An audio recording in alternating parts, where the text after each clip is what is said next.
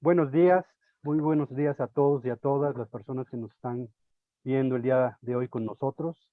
Daremos inicio a nuestro conservatorio, pero antes de hacerlo me gustaría darle la palabra al doctor Aníbal Sotele, para que inaugure, diríamos, de manera formal este evento que estamos realizando el día de hoy. Adelante, doctor.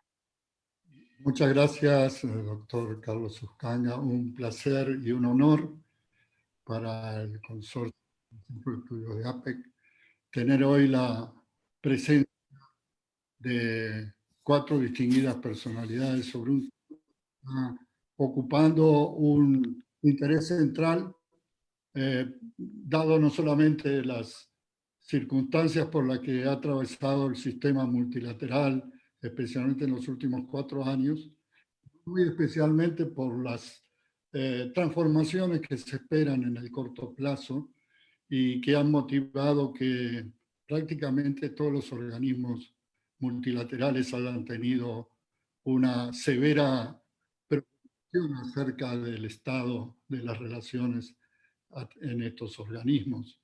Para APEC, las posibilidades de una transformación, en algún sentido, de lograr algún nivel de consenso entre los principales países es estratégico, que los especialistas van a tratar con más profundidad inmediatamente, pero que, como todos sabemos, esta estructura incluye a gran parte de las economías centrales responsables de la evolución de temas críticos con el cambio climático, aspectos comerciales y en general todo lo que hace a un cambio de la gran problemática que presenta en este momento la disputa, especialmente Estados Unidos y China.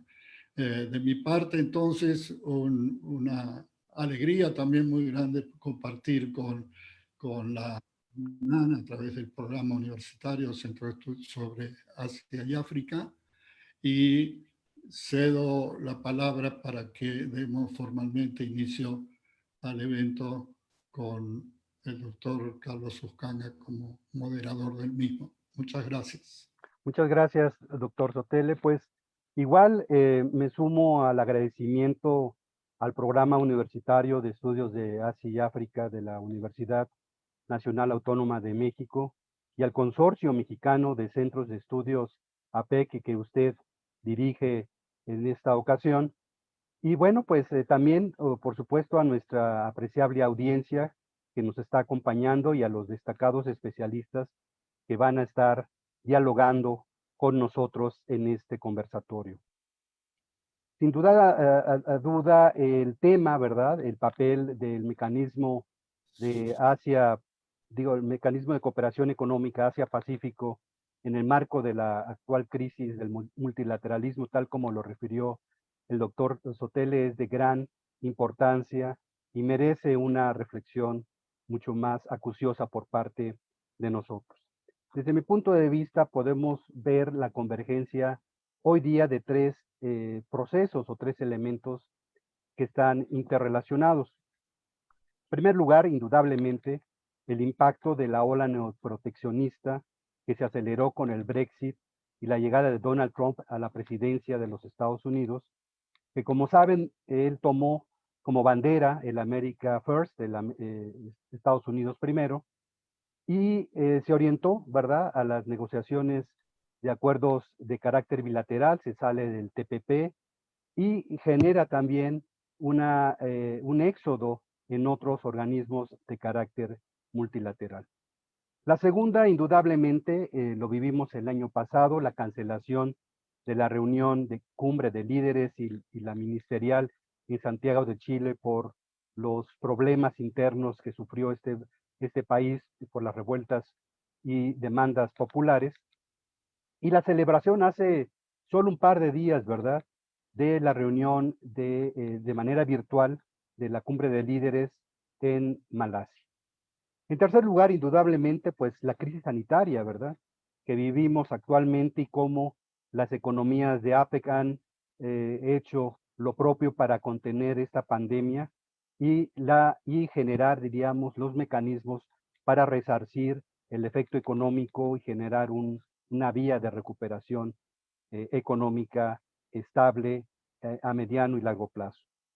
En ese sentido, bueno, podemos ver estos elementos del pasado, del presente y del posible futuro de APEC y tal como hace un momento hacíamos una referencia, estamos de gala porque vamos bueno, al fin ya salió un libro que editamos en el Centro de Estudios APEC de la UNAM, intitulado El Foro de Cooperación Económica de Asia-Pacífico APEC, 3 décadas de trayectoria y escenarios para el futuro, en donde trabajamos gran parte de todos los miembros del consorcio de centros de estudios APEC, y que bueno, pues haremos una breve referencia hoy día al mismo, pero los queremos invitar a la presentación formal que haremos del mismo en el marco del cuarto Seminario Internacional de México y las Economías en la Región de Asia-Pacífico, que se va a celebrar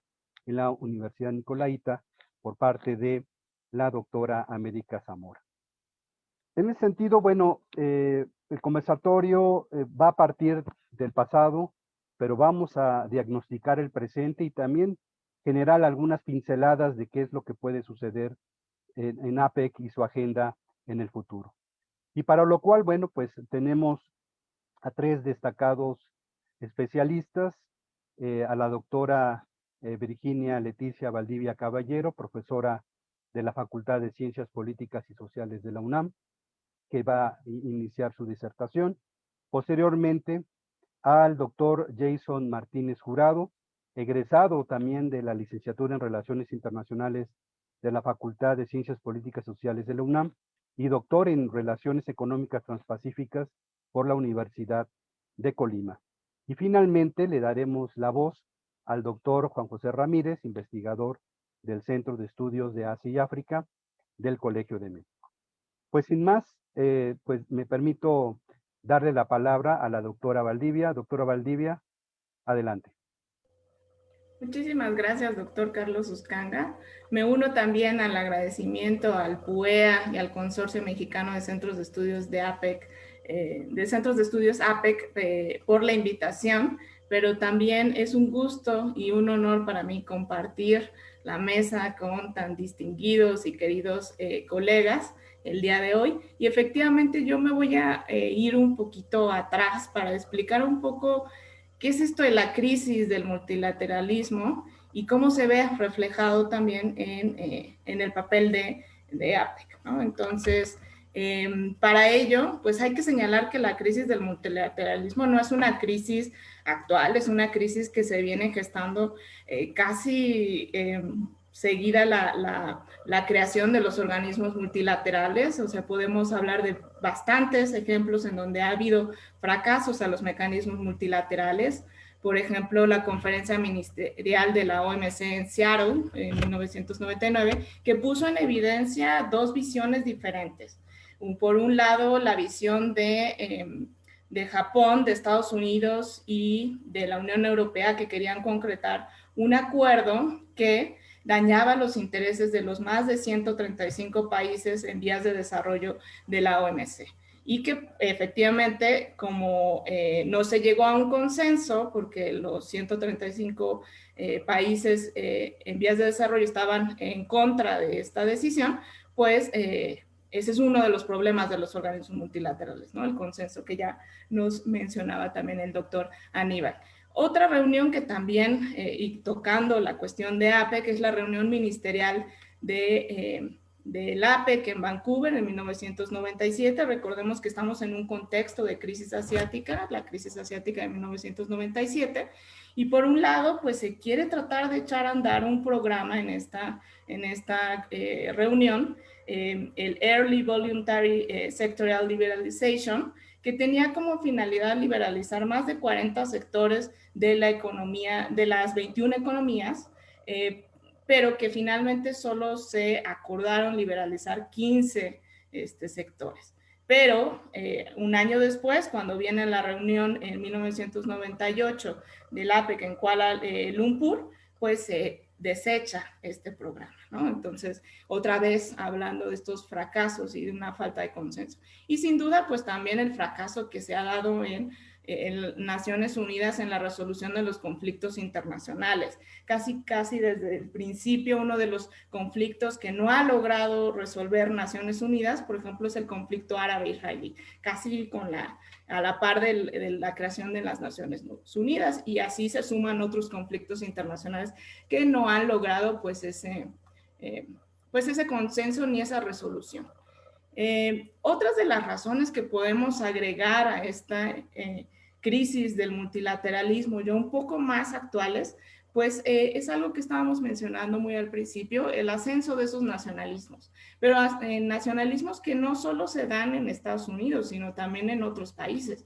La llegada, por ejemplo, de Jair Bolsonaro a Brasil, o la llegada de Narendra Modi, en India, pues también se suman a estos nacionalismos, y evidentemente también en la Unión Europea, pues no solo la cuestión del Brexit, sino también la exacerbación y la presencia cada vez mayor de los partidos nacionalistas. Entonces lo vemos desde la política, pero también lo vemos desde las medidas comerciales proteccionistas. Otra cuestión que varios de los líderes, particularmente Donald Trump, ha estado tratando de impulsar desde que llegó a su administración, el aumento de las negociaciones distributivas, es decir, buscar resultados más basados en la distribución de recursos, que son difíciles de obtener en el ámbito multilateral porque no podemos repartir recursos por igual a todas las partes que forman parte de los organismos multilaterales o en las negociaciones multilaterales. Y otro principio que se ha dejado a un lado, que es el de cooperación internacional, un principio intrínseco del multilateralismo.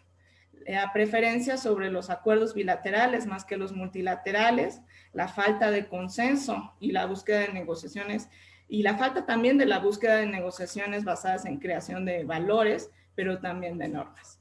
Y evidentemente hay una desconfianza a los organismos multilaterales, como la ONU, o recientemente tras la pandemia, pues como la OMS. Y el COVID, la pandemia del COVID-19, pues también viene a aunar y a hacer mucho más profunda esta crisis del multilateralismo. ¿Por qué? Porque en una medida de contención se dan estas cierres a las fronteras nacionales que disrumpen las cadenas de suministro y globales de valor, y que ponen en entredicho la cooperación, más bien la globalización y el multilateralismo. Pero vamos a ver que a la par de que se interrumpe, pues también la pandemia ha dejado en evidencia una necesidad de retomar otra vez la cooperación internacional, pero vamos a verlo más adelante. Para ello, entonces, me quise enfocar en cuáles son esos elementos teóricos que nos permiten visualizar esta crisis del multilateralismo. Sabemos que el multilateralismo se basa tiene como instrumentos a las negociaciones internacionales. En ese sentido, hay un autor que se llama William Sartman, que nos habla de estos 6 elementos que están presentes en las negociaciones multilaterales y que sin duda forman parte de la estructura de este multilateralismo, y lo hacen difícil y hacen que pues, se manifieste cada vez más una crisis del multilateralismo. Por un lado, las multipartes, que tienen cada una de ellas diferentes intereses, y es difícil entonces consensuar a más partes. En el caso de APEC, pues estamos hablando de las 21 economías. Los multitemas que toca una negociación multilateral. Si nos damos una vuelta a la página de APEC, vamos a ver que los temas son bastantes. O sea, en APEC se tratan temas desde agricultura, salud, hasta incluso juventud. Los multiroles que también juegan cada uno de las partes que en las negociaciones multilaterales, simplemente como para dar una idea, han existido a partir del 2018, sobre todo en la cumbre de APEC en Papúa Nueva Guinea, se dejaron ver las diferentes visiones, tanto de Estados Unidos como de China, y una batalla por el Pacífico por parte de Estados Unidos y de China, ¿no? Y entonces incluso hubo declaraciones muy fuertes de los líderes de Mike Pence versus Xi Jinping en contra de decisiones que cada uno de sus estados estaba tomando o en contra incluso del otro, ¿no? También tenemos que las negociaciones multilaterales están compuestas por una variable de valores, partes y roles, y pues eso habla de más divisiones. Tenemos la plataforma americana versus la plataforma asiática, valores asiáticos versus valores occidentales en APEC, que sin duda también maximizan esa crisis. Y que la finalidad de las negociaciones multilaterales pues es la creación de reglas más que la distribución de bienes tangibles. Como mencionábamos, es mucho más difícil distribuir recursos en el ámbito multilateral. Y en el caso, por ejemplo, de APEC, pues tampoco se ha llegado a lograr que se establezcan reglas muy contundentes, que sean vinculantes.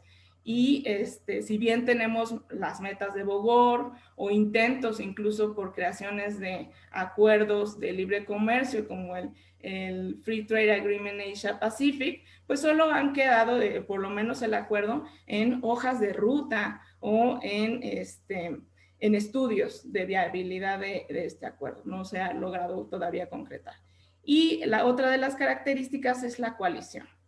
Vemos en las negociaciones multilaterales que en un afán de aumentar el poder de los estados, pues se unen en estas alianzas informales o estas coaliciones para aumentar su poder de negociación. En el caso de APEC, APEC ha funcionado como una coalición completa ante otros organismos multilaterales, como por ejemplo la OMC, pero también dentro de APEC podemos observar algunos grupos, como por ejemplo los miembros de la ASEAN. Bueno, eso por...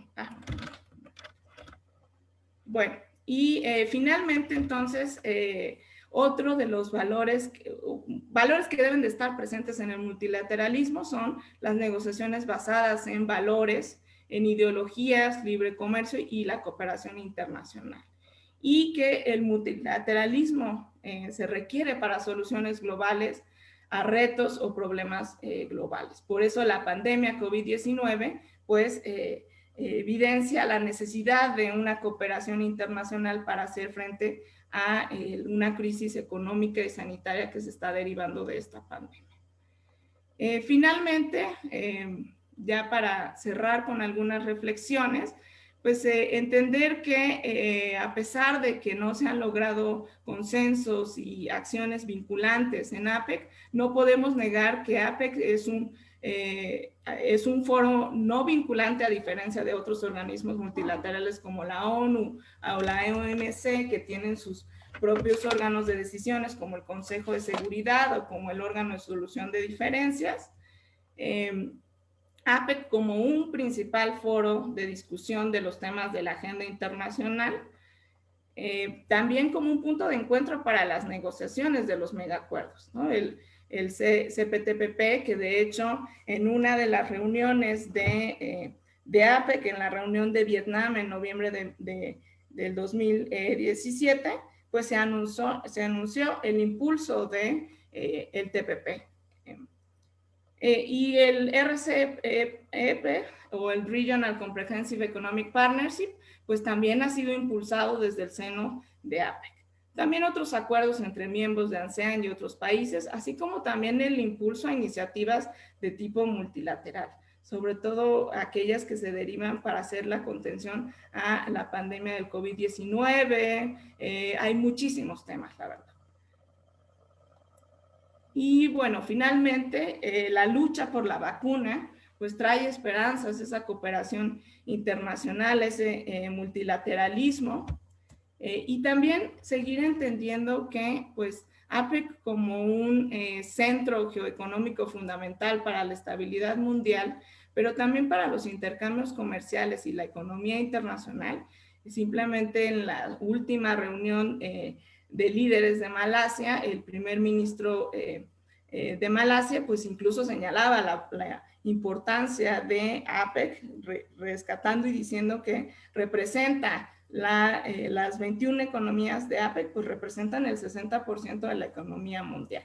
Y si nos vamos a otros datos, pues entonces incluso también podríamos hablar que representa el 40% de la población, o sea, la importancia geoeconómica es fundamental de la región que trastoca APEC, la cuenca del Pacífico, y además hay que observar que como parte del Pacífico Asiático, cómo ha contenido el Pacífico Asiático la crisis económica y sanitaria derivada de la pandemia del COVID-19, y que APEC va a seguir teniendo un papel fundamental para promover las respuestas multilaterales, pero también para la cooperación regional, sobre todo para la reestructuración de las economías miembro, pero también para la contención del SARS-CoV-2. Y de hecho, en palabras de estudios de APEC, pues se puede hablar de eso, ¿no? Cómo la cooperación regional, pues en particular en APEC, va a tener un proceso clave, va a ser un elemento fundamental para la reconstrucción. La pandemia del COVID-19 pues ha dejado en evidencia que es necesaria esta coordinación y esta respuesta cooperativa a crisis que son regionales, pero que también es una crisis mundial, y que las economías a través de APEC pues pueden compartir esas experiencias, esa información, desarrollar incluso confianza y construir vías de cooperación y coordinación de las políticas. De hecho, pues sí ha habido comités en torno a pues tratar de difundir las políticas que se están realizando en cada uno de los países, en cada una de las 21 economías miembro con respecto a la contención de la pandemia del COVID-19. Finalmente, entonces, APEC puede ser ese foro donde se planteen esas prioridades y políticas y esos compromisos para la misión del APEC, o sea, un desarrollo inclusivo, sostenible y resiliente en la región de Asia-Pacífico. Yo creo que yo lo voy a dejar hasta aquí para no pasarme del tiempo y les agradezco. Muchas gracias, doctora Valdivia, por su presentación. Le recordamos a nuestros escuchas que pueden formular sus preguntas vía chat, en donde vamos a pedirles a los ponentes que vayan revisándolas a fin de que en la siguiente ronda pueda pues resolver o responder las mismas. Bien, sí me quedo con el argumento de la doctora Valdivia en términos de esta complejidad en las negociaciones multilaterales sobre las cargas distributivas. Y en APEC lo vemos de manera muy clara, ¿no? Estas tensiones entre los miembros sobre si el organismo debe de orientarse hacia un mecanismo de carácter vinculante o mantener el espíritu que origina APEC con acciones voluntarias y flexibles y graduales, pues ahí se encuentran, diríamos, dos bloques en donde no ha habido completamente consensos. El avance, en efecto, quizá el avance más palpable y tangible ha sido en el vector de la cooperación, y la agenda de liberalización ha logrado espacios importantes y sobre todo en términos de la facilitación del comercio y de los negocios. Pero si vemos a pie juntillas, diríamos, la agenda que se establecía, la ruta de camino que se establecía en Bogor del 2010 y 2020, entonces quizá la valoración podría ser diferente desde la perspectiva de alcanzar esos rangos, diríamos, en la liberalización económica. Sin embargo, no es el único vector, es decir, yo creo que en efecto APEC hay que verlo de manera integral y creo que es un elemento importante.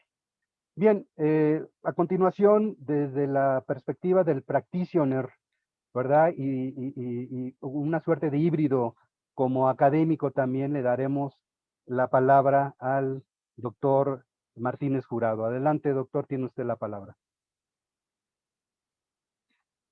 Tu micrófono.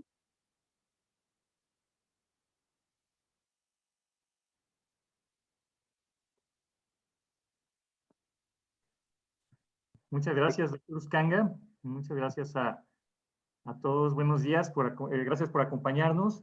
Quisiera agradecer a la Universidad Veracruzana, al Consorcio Mexicano de Centros de Estudios de APEC, a la UNAM, mi alma mater, y al Programa Universitario de Estudios sobre Asia y África en particular. Quisiera comenzar por mencionar la publicación próxima a salir, en la que el doctor Uscanga me dio la oportunidad de participar, escribiendo un capítulo que versa sobre cooperación, reforma estructural desde el punto de vista de APEC y la estrategia de crecimiento que se maneja en este foro. Una historia de la que poco se ha hablado en México y de la que pues he tenido fortuna de haber participado activamente y que ahora pues vamos a tener finalmente el agrado de compartir con todos ustedes. También quisiera resaltar el buen timing de este conversatorio, dada la importancia de los acontecimientos que han tenido lugar en la región Asia-Pacífico, pues ya no digamos en el último mes, sino en los últimos días, con un peso considerable para el resto del mundo, y que pues bueno, quisiera ligar con el tema que estamos tratando el día de hoy.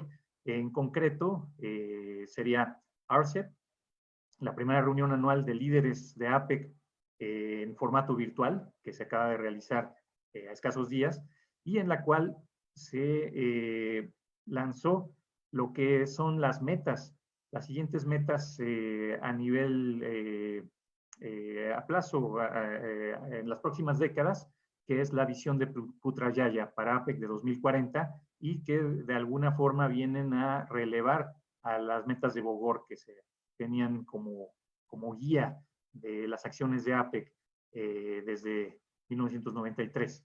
Entonces, pues estamos iniciando y vemos que todos estos elementos están unidos por un factor en común, los cuales son la cooperación y la estrategia de crecimiento. Entonces, pues bueno, sin más preámbulo, quisiera ir de lleno al contenido. Como antecedentes, APEC se ha caracterizado por aprovechar la interdependencia económica en la región Asia-Pacífico. Eso a través de la cooperación económica y técnica, misma que ha sabido desarrollar a lo largo de 3 décadas, convirtiéndolo en una de las bases del funcionamiento de este foro. Y pues el pilar de Ecotec se ha convertido en un sinónimo del trabajo cotidiano de APEC, el cual permite fomentar que todos los miembros puedan cumplir con las acciones propuestas conjuntamente en materia de liberalización del comercio y las inversiones. O sea, es uno de los pilares fundamentales y que va a permitir pues que se tenga ese, por un lado, el cumplimiento de esos compromisos en términos comerciales y de inversión, pero a su vez, pues también pues va a permitir el aprovechamiento de estos. Y para esto, pues existen diferentes factores, diferentes condiciones dentro del funcionamiento de APEC. Y para ello, APEC cuenta con una agenda que se centra en las reformas estructurales, estas entendidas como medidas que permean las condiciones necesarias que facilitarán a las economías miembro un mejor aprovechamiento de los beneficios que promueve la liberalización del comercio y la inversión. Este otro pilar, entre otros temas, cubre áreas tales como mejora regulatoria, política de competencia, infraestructura legal, que cabe resaltar que ha sido uno de los campos en los que México se ha destacado por su participación activa, tanto así que ha compartido ideas y mejores prácticas con otras economías miembro y que se han convertido pues en prácticas que pues otras economías han ido adoptando, ¿no? Digamos, es uno de los campos en los que México se puede decir que es un campeón entre el resto de las economías miembro. Ahora, así un poco de historia, tras la crisis financiera global que se presentó en 2008 y 2009, la cual pues ha tenido repercusiones tanto en el comercio internacional como en el crecimiento de la economía, y que aún se sienten en nuestros días. En 2010, Japón propuso una estrategia de crecimiento, la cual engloba actividades o medidas de Ecotec y reforma estructural como sus vectores de acción. El objetivo de dicha estrategia de crecimiento, propuesta en 2010, es promover la recuperación de la economía en la región, pero también asegurar la resiliencia y las condiciones para retomar el crecimiento a los ritmos previos a dicha crisis. Dentro de este esquema, se planteó enfocar los trabajos de APEC en 5 aspectos para el crecimiento. Estos son crecimiento sostenido, crecimiento balanceado, crecimiento seguro, incluyente y sustentable. Les adelanto aquí, pues recuerden muy bien estos aspectos, porque pues van a ser en los que vamos a tener noticias hasta la actualidad, y cómo pues han sido a lo largo pues de esta década, ¿no? Uno de los vectores en los que, a través de los cuales pues las actividades, las acciones en materia de cooperación y de reforma estructural han tenido un desenvolvimiento, y que pues llega hasta nuestros días. Y bueno, dicha estrategia ha tenido un éxito sustantivo. Alrededor de esta han sido encauzados los trabajos de APEC y han sido base de las prioridades planteadas por las presidencias en turno.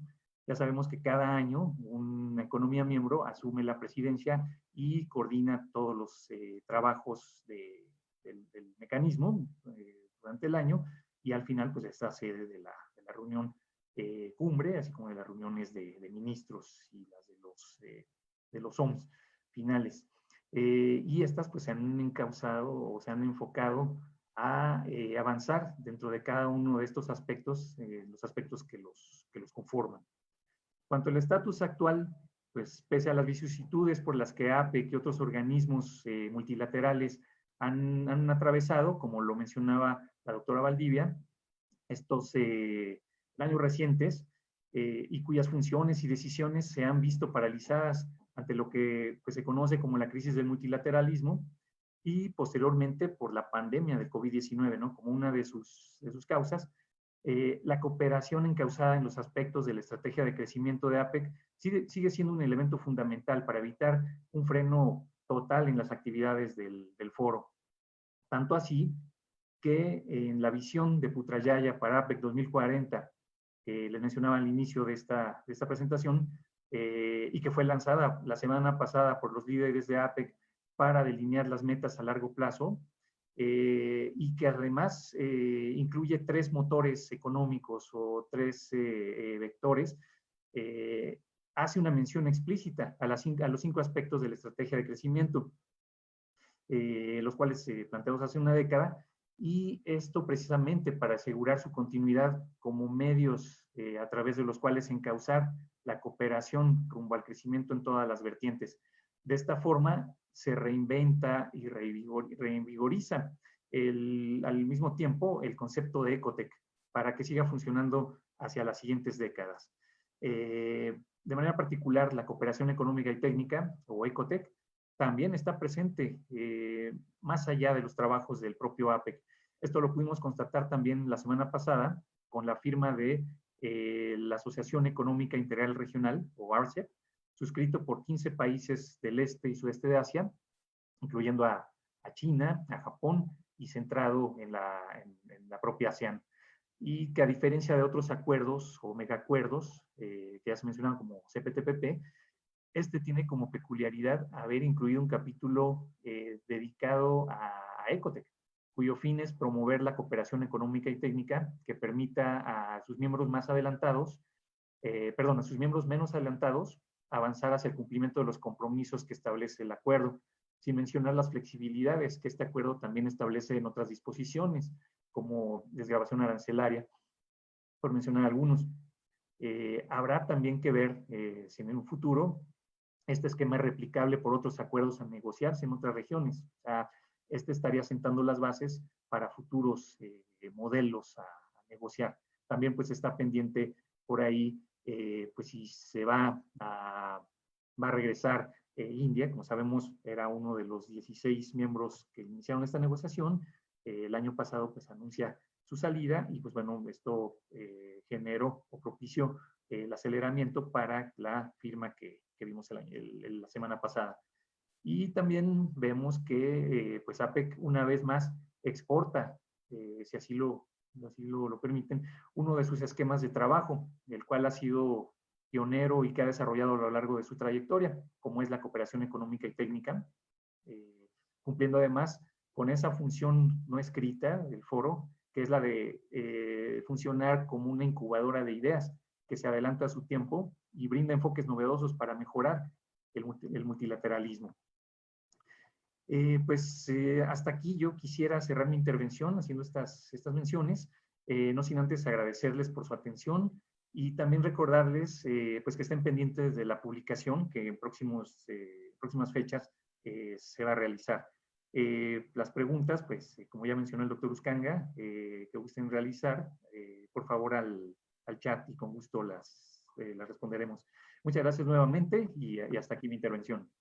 Muchas gracias, doctor Martínez Jurado, por su presentación. Sí, en efecto, refrendamos la idea de APEC como un incubador de ideas. Creo que esa es una muy buena percepción y una buena identificación de la trayectoria y del valor que ha tenido este mecanismo. E indudablemente, la cooperación económica y técnica ha sido esencial, misma que ha evolucionado, ¿verdad?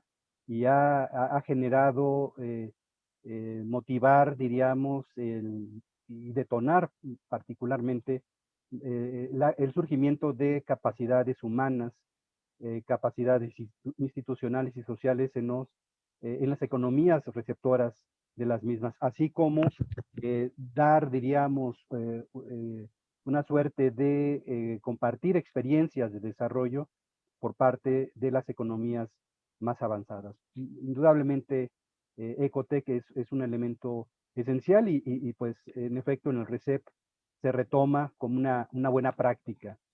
En fin, yo lo cerraría aquí y daría la palabra entonces al doctor Juan José Ramírez Bonilla. Doctor, tiene usted la palabra. Gracias, muy buenos días. Es un gusto estar con ustedes y también quisiera comenzar agradeciendo a los organizadores de este conversatorio la posibilidad de compartir algunas ideas. Yo quisiera hacer reflexiones en dos dimensiones que me parecen importantes en la medida en que el tema que nos convoca ahora es la crisis del multilateralismo. Y en ese sentido me gustaría resaltar el papel histórico en un primer momento que ha jugado Estados Unidos en el desarrollo de este ir y venir entre una política multilateralista y una política regionalista, porque creo que eso nos permite explicar muchos de los problemas a los que nos enfrentamos ahora. Y terminaría haciendo una reflexión sobre lo que me parece que nos espera en el futuro inmediato con el cambio de gobierno en Estados Unidos. He preparado una sola diapositiva para poder seguir estas ideas. Comenzaría entonces resaltando el tema de este ir y venir entre multilateralismo y regionalismo en una perspectiva histórica, porque me parece que el multilateralismo refleja una política particularmente orientada a la contención del comunismo al final de la Segunda Guerra Mundial. También hay que tener en cuenta que se trata de una política que marca el ascenso de Estados Unidos como una política global, como una potencia global, perdón. De tal manera que el multilateralismo tiene un origen histórico muy específico. Después podríamos considerar que a partir de mediados de los años 80, Estados Unidos entró en una fase en la cual no era muy claro si se pronunciaba totalmente por el multilateralismo o si empezaba ya a inclinarse de toda evidencia hacia un regionalismo que podríamos llamar casuístico, en la medida en que apuntaba al establecimiento de acuerdos comerciales regionales con socios privilegiados de las regiones que tenían mayor interés político para Estados Unidos. Obviamente, el primer acuerdo firmado en ese sentido fue con Israel en 1985 Y de ahí siguieron el acuerdo con Canadá, el cual después se convirtió en el Trilateral de América del Norte. Y si ustedes hacen una revisión de los socios de Estados Unidos en acuerdos comerciales, van a encontrar un predominio de países latinoamericanos y países medio orientales. De tal manera que podríamos considerar que estas son las dos grandes regiones sobre las cuales se interesa Estados Unidos para llevar a cabo esta práctica. Un segundo aspecto de este regionalismo casuístico es que se trató esencialmente de una política del Partido Republicano. Yo creo que esto hay que tenerlo en cuenta porque ahora tenemos un cambio hacia una administración demócrata y esto nos va a permitir explicar muchísimas diferencias entre lo que hemos visto en el pasado y lo que podemos esperar hacia el futuro. Pero con la llegada del señor Donald Trump a la presidencia de Estados Unidos, tuvimos un cambio en la práctica del regionalismo. Dejó de ser casuística para convertirse, en mi opinión, en un regionalismo sistémico.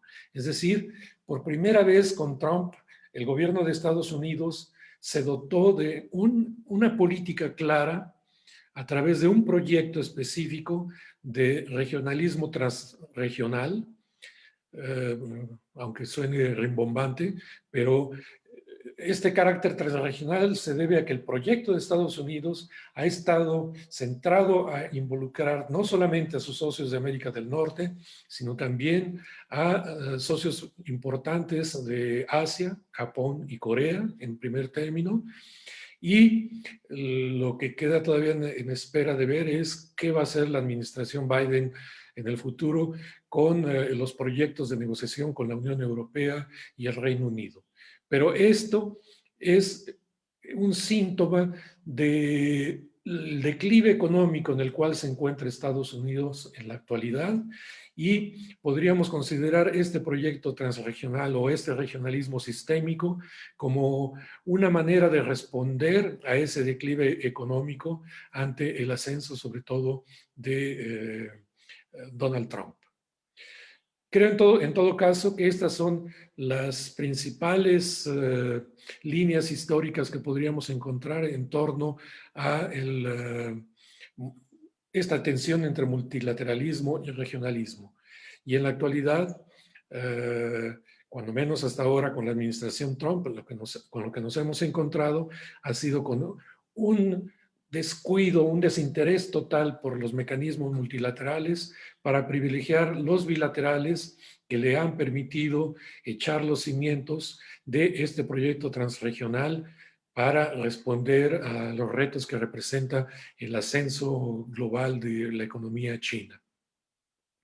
El segundo campo de reflexión es sobre lo que podría ser la administración Biden en el futuro inmediato. Obviamente, el gran problema al cual se enfrenta no solo Estados Unidos, sino cualquiera de los gobiernos del mundo, es la recuperación de la pandemia, la recuperación económica posterior a la pandemia. El doctor Jason Martínez ya hacía referencia a la crisis financiera global, cuyos efectos todavía se hacen sentir en este momento en todas las economías del mundo. Esos efectos han sido agravados por los cierres sucesivos de economías nacionales, las economías nacionales motores de la economía global y por lo tanto hace que la crisis derivada de la pandemia sea una de las más profundas después de la gran recesión de los años 29-30. De tal manera que ahora el gran problema que se plantea, sobre todo para las economías motoras de la economía global, es la recuperación puede ser de carácter nacional o tendría que ser de carácter regional. La primera parte de la pregunta atañe a una economía como Estados Unidos. La segunda, a economías integradas como las de la Unión Europea o aún las integradas de facto en Asia del Pacífico. Pero yo creo que en las condiciones actuales en que se encuentran los procesos de integración económica, las respuestas tendrán que ser por necesidad regional. Y aquí los mecanismos de la Unión Europea, de ahora el Acuerdo de América del Norte, México, Estados Unidos, Canadá, o los mecanismos de concertación en Asia del Pacífico, tendrían un lugar destacado. Pero basta ver, queda todavía por ver si los gobiernos están dispuestos a fortalecer estos mecanismos regionales para enfrentar de mejor manera la recuperación económica. En este contexto, me parece que nuevamente la Organización Mundial de Comercio vuelve a quedar en un plano secundario. Y un plano secundario al cual ya lo había arrojado todos los elementos que nos hemos visto a lo largo de las presentaciones anteriores, pero sobre todo con la política de la administración Trump. Y APEC ahora, como mecanismo de diálogo, creo que puede tener una importancia renovada, siempre y cuando pueda adaptar esas condiciones particulares como mecanismo de diálogo para fortalecerse, sobre todo en esos campos. Yo dudo mucho que en las condiciones actuales APEC pueda prosperar como un mecanismo que promuevan los procesos de integración económica en la medida en que por ahora estos mecanismos pueden quedar paralizados, sobre todo por la crisis en la cual se encuentran todos los países del mundo.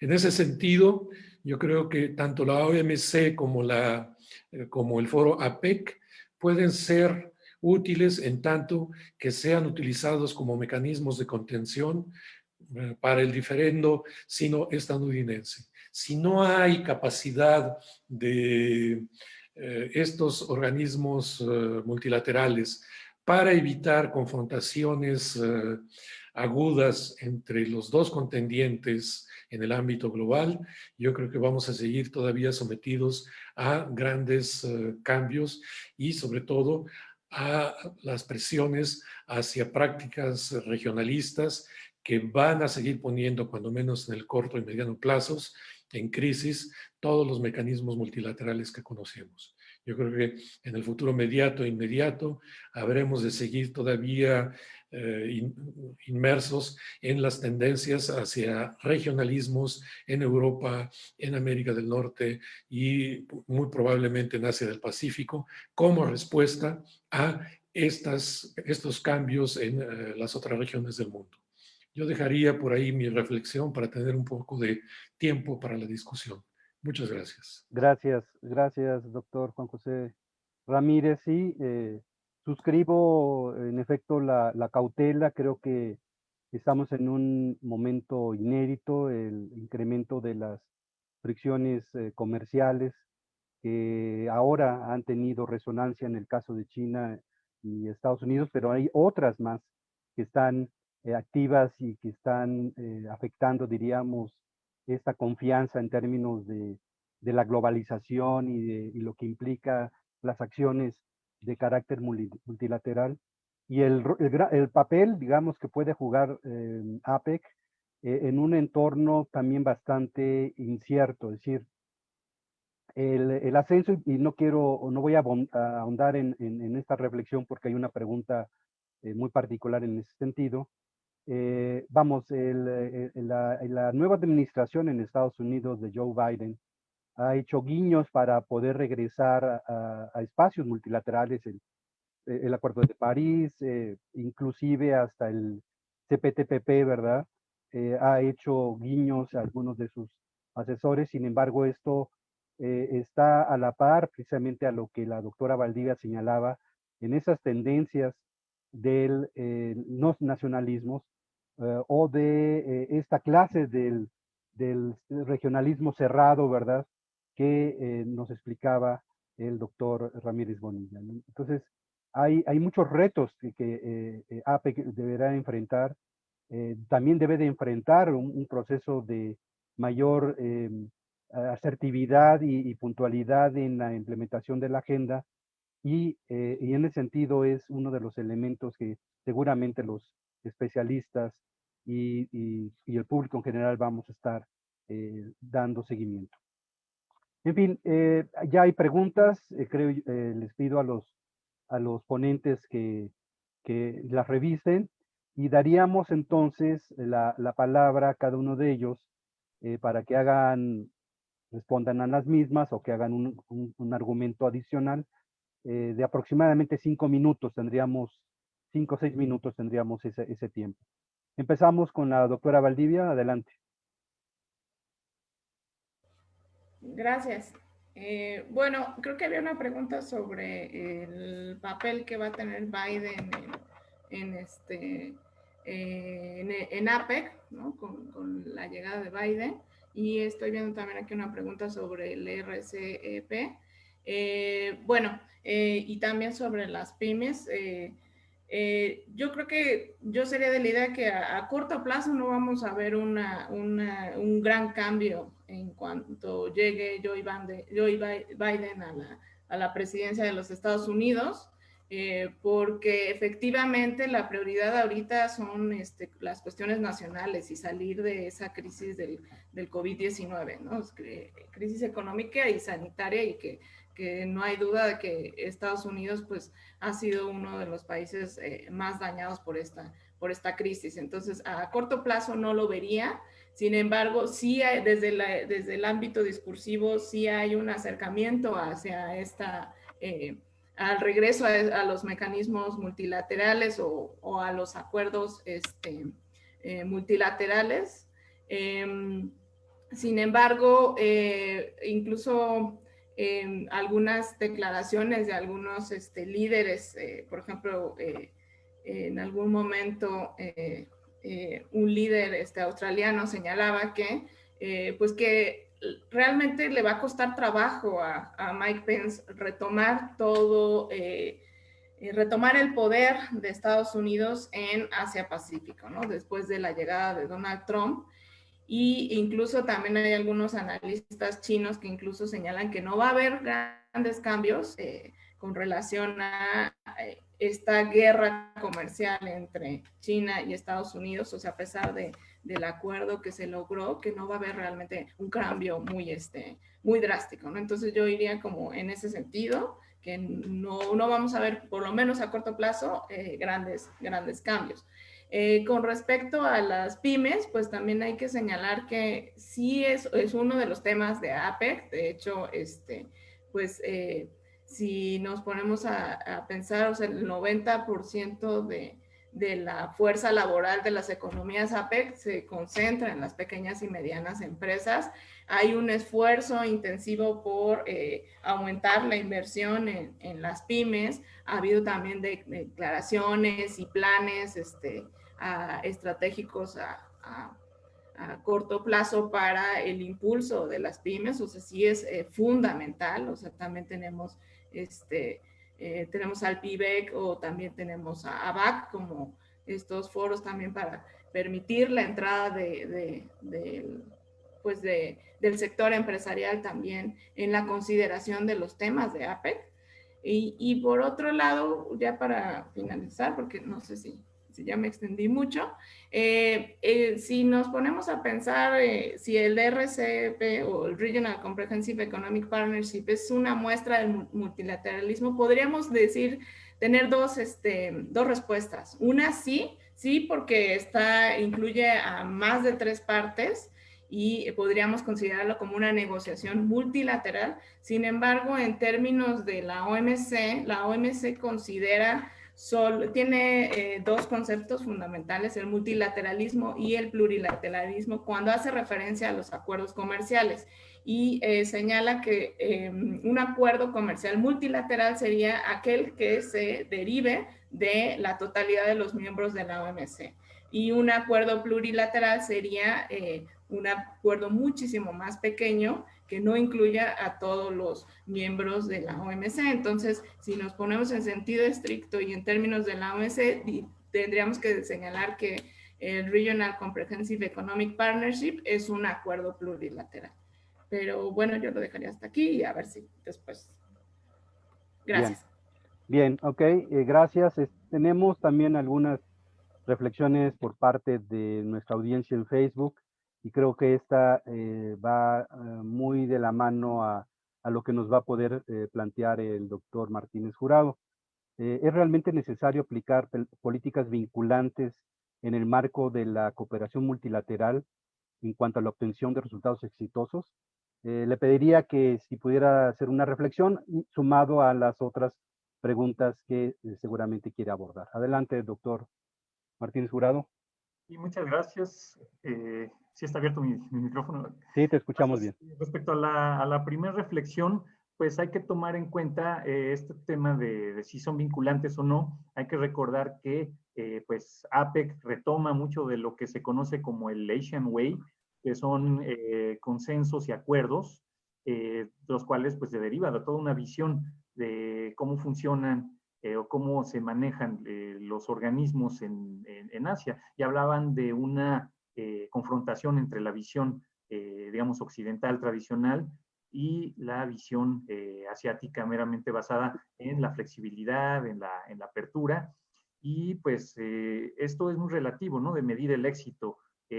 APEC pues cuenta con una trayectoria de 30 años en los cuales pues ha dado resultados, tanto así que pues es el principal foro en la región, el de mayor nivel, y con pues decisiones de peso, las cuales pues ha trasladado o ha exportado a otros organismos, incluyendo la propia OMC, ¿no? Entonces, pues bueno, ahí es cuestión de revisar y pues tomar desde este punto de vista, ¿no? Cuál es el éxito relativo. Rápidamente, digamos, respondiendo de manera técnica a los otros cuestionamientos, pymes, pues es una de las bases o de los temas que dio inicio el trabajo de APEC, tanto así que es un motor de la economía regional y que actualmente pues uno se sigue trabajando desde la vertiente de incluir o hacer más incluyente el trabajo de las pymes como su contribución a la economía dentro de esta agenda de crecimiento que mencionaba y también pues cómo hacerlas parte de las cadenas de valor global. Entonces ese es como el trabajo que APEC está, donde tiene su influencia. En cuanto a ARCEP, pues sí, coincidimos con la doctora Valdivia en cuanto a que es pues un acuerdo plurilateral, pero que tiene alcances a nivel multilateral en cuanto a el desarrollo de sus disciplinas, en cuanto a el ejemplo que mencionaba de la cooperación, ¿no? Como Ecotec, pues al estar dentro del capitulado de este acuerdo, pues puede también saltar, ¿no? Hacia otras negociaciones en el futuro en la que se tomen en cuenta las diferencias o los diversos niveles de desarrollo económico y pues esto pues dará planteamiento a acuerdos que sean pues más diversos. Y por último, la pregunta que hablaba sobre la credibilidad, que si es factible recuperar la factibilidad, la credibilidad de APEC tras el fracaso de las metas de Bogor. Yo aquí pues haría una acotación. Es también muy relativo hablar de un fracaso. Simplemente las metas de Bogor pues llegaron al plazo que se plantearon, ¿no? 2010 en un principio y 2020 para las economías miembro con menor desarrollo. Si revisan los avances, hay reportes que se han realizado de medio camino rumbo al cumplimiento de las metas de Bogor.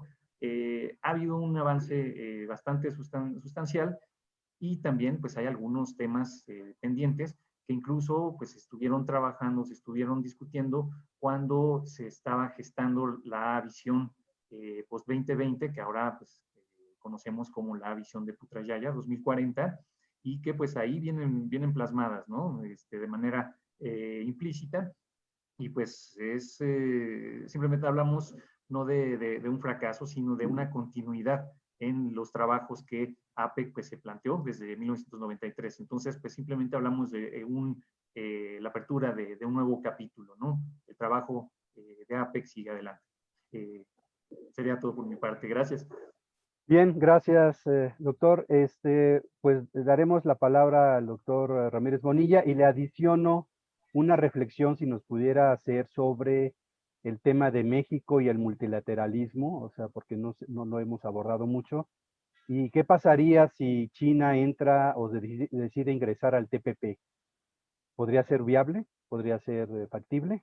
Adelante, doctor. Sí, gracias. Sí, son dos temas que había seleccionado para intervenir, pero también me gustaría hacer una reflexión sobre el RCEP. Coincido con mis colegas en que se trata de un mecanismo multilateral con todas las salvedades que habría que tener, pero también hay que tener en cuenta que es un acuerdo comercial muy específico, muy diferente a lo que podemos encontrarnos, por ejemplo, con el CPTPP o con los acuerdos, cualquier otro acuerdo comercial. En cualquier otro acuerdo comercial, con lo que nos encontramos es con un solo paquete de medidas para todos los firmantes de ese acuerdo. Y aquí nos encontramos cuando menos con 4 campos diferenciados que van a hacer extremadamente complicada la función de apertura comercial de este acuerdo. Por ejemplo, una parte de ASEAN, más Australia y más Nueva Zelanda, podemos decir que se comprometieron con un solo acuerdo comercial, un solo programa de eliminación de tarifas, etcétera.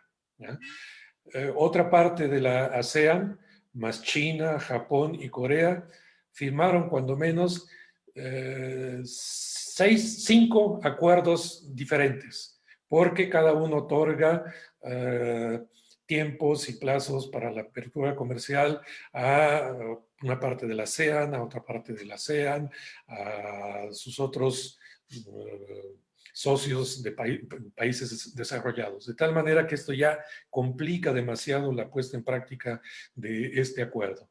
Luego, todavía más, hay exclusión de sectores sensibles para cada país, lo cual obviamente podría considerarse como una ventaja para estos países, pero que hace también, introduce también zonas de posible conflicto a futuro, porque si unos liberan un sector y porque otros no, total, se vuelve medio complicado esto.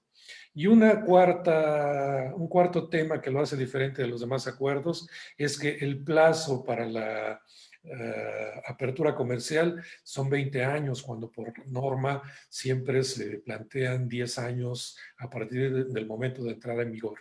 Entonces, un plazo extremadamente largo también creo que fragiliza los mecanismos de la liberalización comercial y hacen mucho más complicado este programa. Entonces, tiene sus bemoles este acuerdo. Yo lo tomaría con muchísimas pinzas a la hora de compararlos con otros acuerdos como el CPTPP, en la medida de que son acuerdos mucho más sólidos. Sobre este último tema, yo creo que el gran problema en torno a China sigue estando planteado en términos de la madurez de la economía china para alcanzar los estándares que se habían planteado en el acuerdo inicial de los 12 países negociadores o en el acuerdo final de los 11 que terminaron ratificándolo. Yo creo que China por el momento todavía no está a la altura de vincularse a y pasará un rato en el cual el gobierno chino pueda sumarse a un acuerdo de esta naturaleza. Yo creo por eso ha insistido en buscar la firma del RCEP en la medida que acá hay más flexibilidades con sus vecinos de Asia del Pacífico que en el CPTPP. Por último, en el caso de México y el multilateralismo, yo creo que desde el punto de vista oficial, el acuerdo México, Estados Unidos, Canadá, implica una zona de confort extremadamente amplia, lo que hace que las relaciones privilegiadas con Estados Unidos vayan a poner, digamos, en sordina la política multilateral del gobierno mexicano. Podemos tener declaraciones sobre la vocación multilateral del gobierno de México, pero en la práctica nos vamos a encontrar con una política que va a atender a los vínculos fundamentales económicos con Estados Unidos. Y si la oportunidad se ofrece, en algún grado la diversificación de los flujos de inversiones hacia México, provenientes tanto de Asia, del Pacífico, como de Europa, pero no veo yo de entrada un interés por comprometerse en los temas multilaterales. Muy bien, muchas gracias, doctor Ramírez. Pues tendríamos todavía quizá un minuto para un comentario final y quizá el mismo podría estar derivado hacia qué se espera de APEC, que ya algunos de ustedes lo han abordado, pero ¿cuál sería su opinión particular sobre APEC en el entorno de la pospandemia? Es decir, se ha hablado en esta idea de la recuperación de un crecimiento saludable, sostenible, resiliente, como un vector, ¿verdad? Que en la última reunión, ¿verdad? Se proyecta hacia un destino específico y un timetable, ¿verdad? Que va al 2050. ¿Qué vamos a ver? ¿Qué vamos a esperar de APEC en este entorno incierto? No solamente del que partimos hoy día por la expansión y los procesos cada vez más, digamos, severos de los rebrotes de esta pandemia que vivimos, sino qué va a pasar después. Le daríamos a cada uno de ustedes un minuto y medio para una reflexión final. Adelante, doctora Valdivia. Bueno, yo creo que además de eso que ya hemos estado mencionando, ¿no? Esta incubadora de opiniones, o sea, las respuestas que han tenido cada una de las 21 economías APEC a la pandemia, hay algunas muy rescatables. Por ejemplo, una de las principales contenciones para la pandemia y de los cambios que tenemos que realizar para esta nueva normalidad, pues es el uso intensivo de la tecnología. Y muchos de estos países, como por ejemplo China, Singapur, han hecho también, han dado subsidios incluso a sus empresas para la conversión a esta economía digital. Entonces, sería un foro en donde podríamos observar estas buenas prácticas que vamos a tener que implementar después de la pandemia o en esta nueva normalidad. Y que también sigue presente, ya lo mencionaba también el doctor Jason Martínez, la visión de Putrajaya, que pues trae igual también uno de esos pilares es la digitalización, la inversión y el comercio, ¿no? Y sobre todo estas cuestiones que he visto también en muchos papeles y muchos estudios de APEC más recientes, de la idea de que estamos viendo un cambio también en el ámbito laboral que va de la mano con esta economía digital y con el uso intensivo de la tecnología, creación de nuevos empleos y eliminación de algunos viejos empleos. Entonces creo que serviría como más en ese ámbito, ¿no? O sea, más como en un ámbito consultivo, en un ámbito informativo, ¿no? Ese sería un poco más el papel. Y porque de hecho si también creo que me parece que está muy al principio de la página de APEC, una sección ya destinada para las políticas que están implementando las 21 economías, ¿no? Y se ha también reforzado en las reuniones de APEC, pues el hacer uso de esas opiniones y de esa información sobre estas políticas que están haciendo las 21 economías. Bueno, yo iría creo que por ese lado. Muy bien, gracias. Doctor Jason Martínez.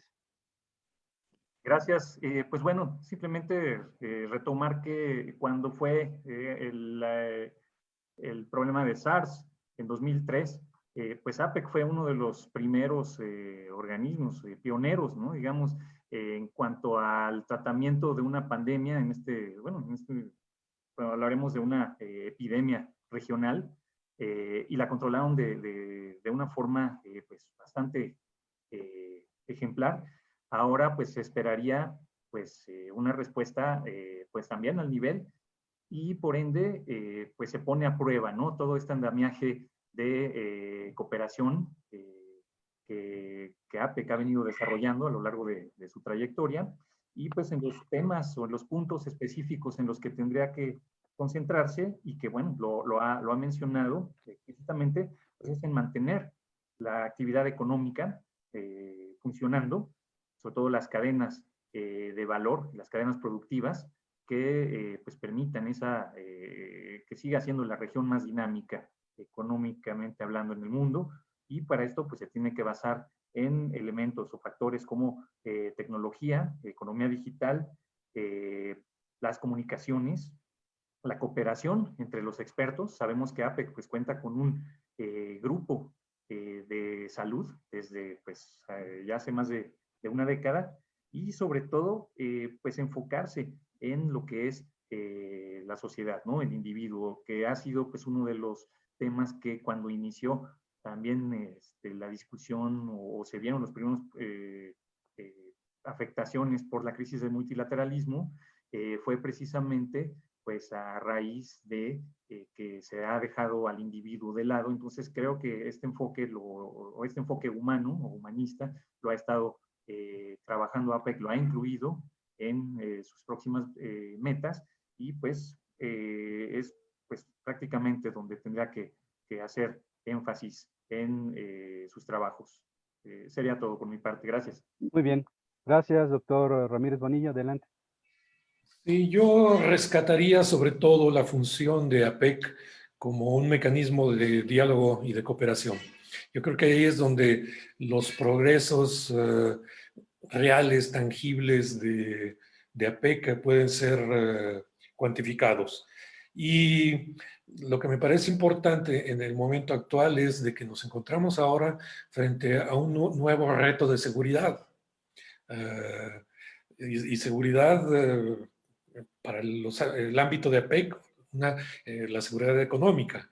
En el pasado ya hemos tenido las experiencias de las crisis asiáticas del 97, la de 2008, y para eso APEC fue un mecanismo que permitió la cooperación entre los gobiernos para enfrentar estos retos. Tuvimos la crisis del terrorismo en 2001 y los años subsecuentes, y otra vez cómo el terrorismo influía sobre el funcionamiento de la economía regional o de la economía global, fue uno de los temas de discusión. Hoy tenemos un problema sanitario que afecta nuevamente la estabilidad económica global, y que por lo tanto necesitaría ser en el futuro uno de los temas centrales de diálogo, y sobre todo para la cooperación. Y esto en la medida que del lado asiático del Pacífico es donde hemos podido constatar los éxitos en la contención de la pandemia, y ya posteriormente en la mitigación de los contagios que hemos tenido. China, Japón, pero sobre todo Taiwán y Corea son experiencias a las cuales tendríamos que estar atentos, porque de este lado del Pacífico, pues francamente, las capacidades gubernamentales para enfrentar la crisis sanitaria han sido extremadamente limitadas, y las consecuencias las tenemos ahí. Yo creo que en el futuro, otra vez, el diálogo y la cooperación vuelven a ser el elemento fundamental que habría que rescatar de APEC, y poniendo particular énfasis a las experiencias sanitarias. Yo creo que en la actualidad ese debería de ser uno de los mecanismos, de los temas fundamentales para desarrollar en el futuro inmediato, una agenda de diálogo y de cooperación. Pues muchas gracias. Pues muchas gracias a nuestros panelistas, a toda nuestra audiencia que nos escuchó vía Zoom y también por Facebook Live. Y pues antes de dar el cierre a este conversatorio, me gustaría invitar al doctor Sotele que nos diera, pues ahora sí que las palabras finales, ¿verdad? Adelante, doctor Sotele. Muchas gracias, doctor Carlos Uscanga. Pues un agradecimiento a todos los especialistas. Fue una mañana muy útil para todos nosotros y también para el núcleo de participantes, entre los que identifico alumnos de maestría, maestros, empresarios. Creo que este evento debería considerarse como el inicio de un grupo de presentaciones sobre tantos temas que han quedado abiertos en el día de hoy y que seguramente merecerán nuestra atención porque, pues, Senado mediante, tenemos en ciernes cambios bastante interesantes a nivel internacional, aunque como bien han dicho los especialistas, también estos cambios no deben esperarse en lo inmediato, sino que responderán a procesos bastante complejos como son todos los fenómenos cuasi estructurados que responden a aspectos sociales y económicos. Muchas gracias a todos de corazón. Estamos muy agradecidos por la presencia, la participación y la enseñanza que hoy recibimos.